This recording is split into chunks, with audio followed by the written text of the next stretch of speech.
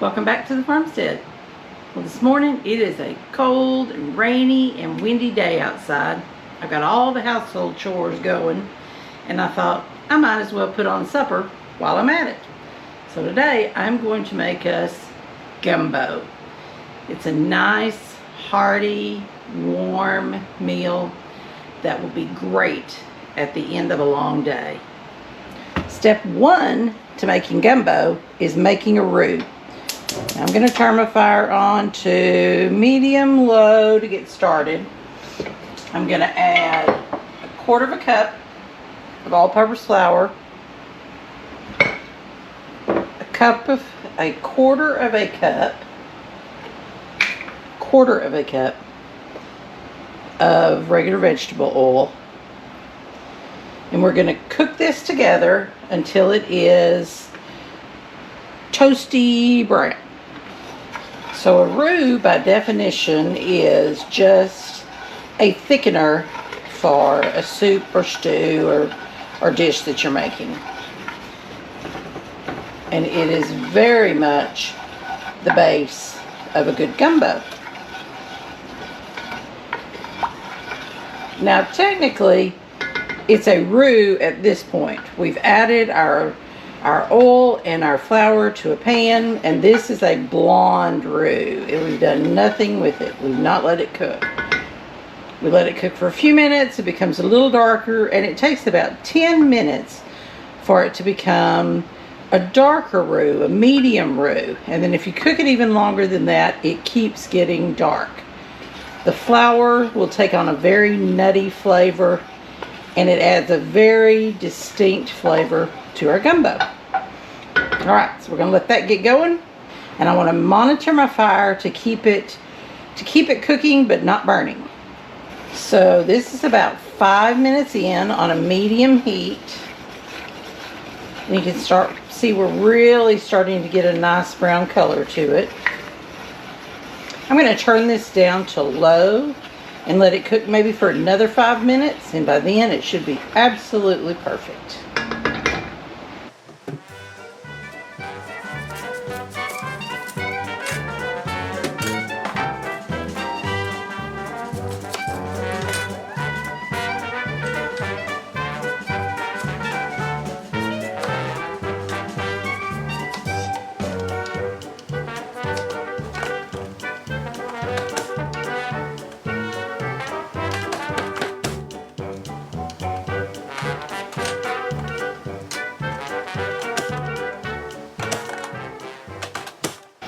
Isn't that a beautiful color? Now to that, I'm going to add my 1 medium onion that's been diced. I'm going to add some green bell pepper from the freezer, and this will break apart nicely and cook in no time. Now the holy trinity of cooking Cajun food is onions, peppers, and celery. If you want, you can absolutely add a couple stalks of celery that's been chopped up to this size so that it all cooks evenly. But we don't really care for celery, so I am going to leave that out.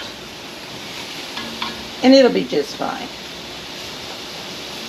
Alright, I'm going to let those cook for a few minutes and get a little bit translucent. Now while that's cooking, let's talk a little bit about what else we're going to add. We're going to add 1 package of okra. We're going to add a package of shrimp. Now, these shrimp are kind of the medium size. They are raw, they are peeled and deveined, and the tail is off because we don't want to be picking in our gumbo to get the tails off. So we're going to put these in there, and although they're raw, this is going to cook long enough. They will absolutely cook through. We're adding andouille sausage. Andouille sausage is very, very much a South Louisiana staple. It's got a unique flavor to it, and it's a different variety of sausage. We love it, and it's a staple in gumbo. And I'm also going to add a can of my chicken. A jar of my canned chicken. All right, then we've got some spices and things too, but we need to stir this.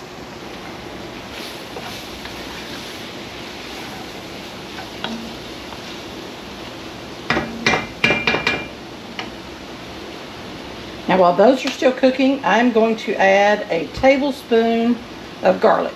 You could absolutely do 3 or 4 cloves of fresh garlic. I'm doing this that's pre-cut because it's what I have today. Now that these are beginning to get nice and soft and tender, I'm going to add 6 cups of my homemade chicken stock. And that is 1 quart and a pint.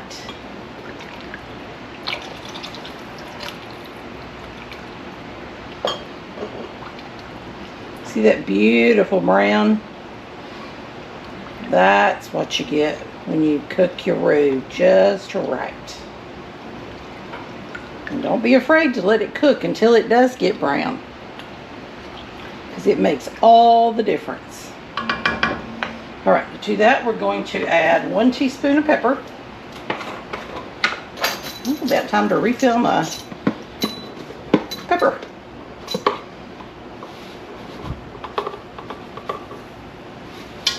There we go. More or less a teaspoon. And some salt. Teaspoon of salt.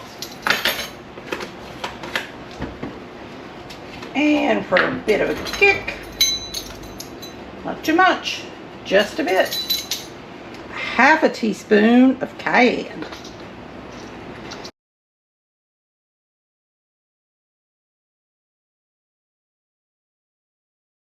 All right, so we're going to let that get hot. And in the meantime, I'm going to chop up my andouille sausage.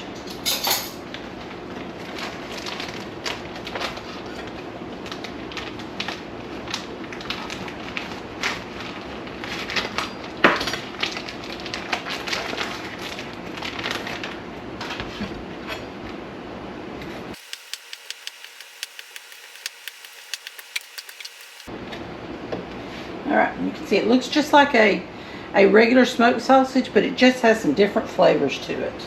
Now, I'm going to clear some space here and get my crock pot. I'm going to transfer our base that we've got here to my crock pot.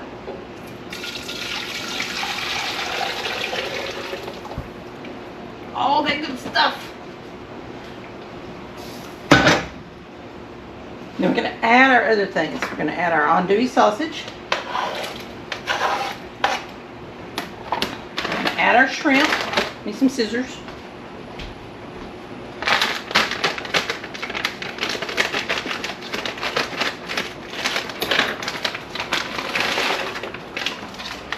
We're going to add our okra.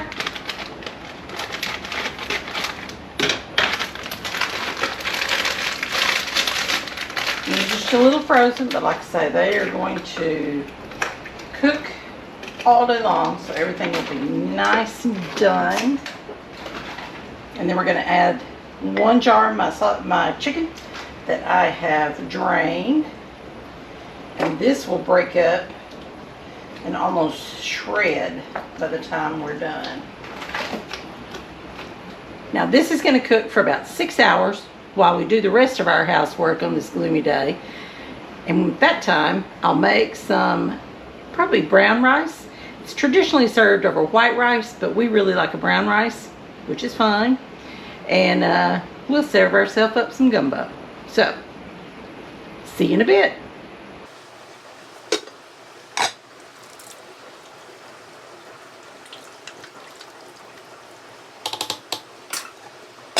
Alright, we are about 4 hours into the cooking time on our gumbo, and it's time to add our filet, which is our last spice.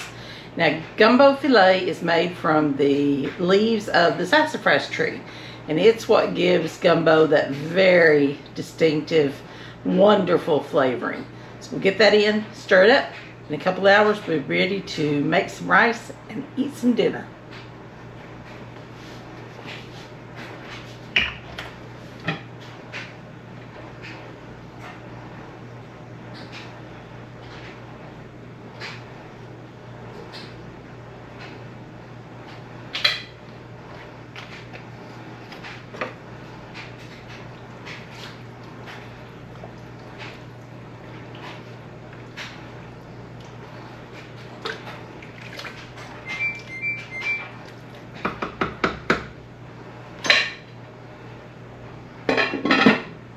Well, finally, after all that cooking time, we are ready to eat.